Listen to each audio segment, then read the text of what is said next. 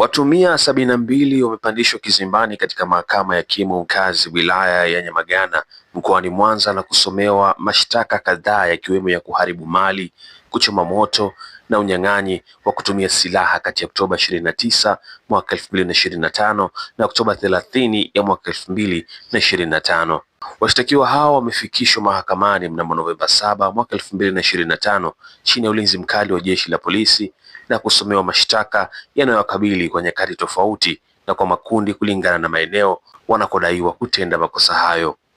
Akisoma shtaka mbele ya hakimu mkazi mfawidhi Raula Shehagilo, kiongozi wa jopo la waendesha mashtaka wa serikali Jaines Kiwelo akisaidiana na Heleni Mabula na Sara Heperius, amesema shtaka linalokabili kundi la kwanza linadaiwa kutenda kosa la unyang'anyi wa kutumia silaha kinyume na kifungu cha 287A cha sheria ya kanuni ya adhabu sura ya 16 marejeo ya mwaka 2023, kosa wanalodaiwa kulitenda Oktoba 30 mwaka huu. Aidha, mwendesha mashtaka huyo wa serikali amesema kwa nyakati tofauti watuhumiwa hao walishirikiana na watu wengine ambao bado hawajakamatwa.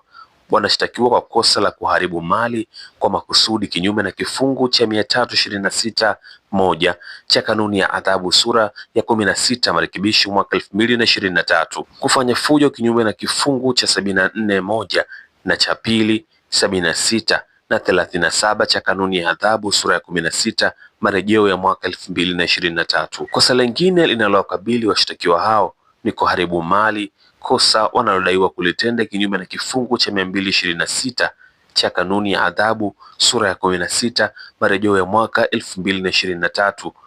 kuchoma moto mali kinyume na kifungu cha 319A na B cha sheria ya kanuni ya adhabu sura ya 16 marejeo ya mwaka 2023, kufanya maandamano bila kibali kinyume na kifungu cha 74(1)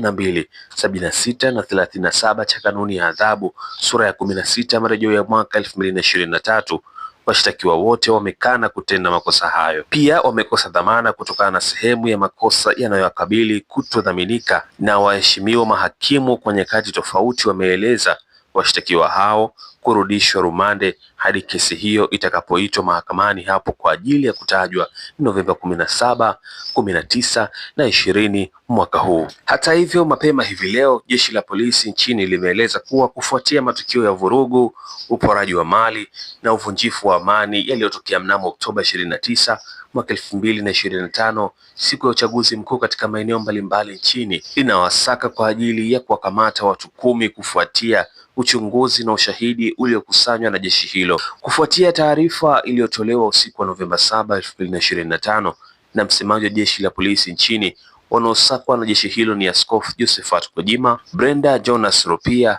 John Mnyika, Godbless Lema, Machumu Maxilian Kadutu au Askofu Mwanamapinduzi, Deogratius Mahinyila, Boniface Jacob, Hilda Newton, Awad Kalonga na Amani Golugwa.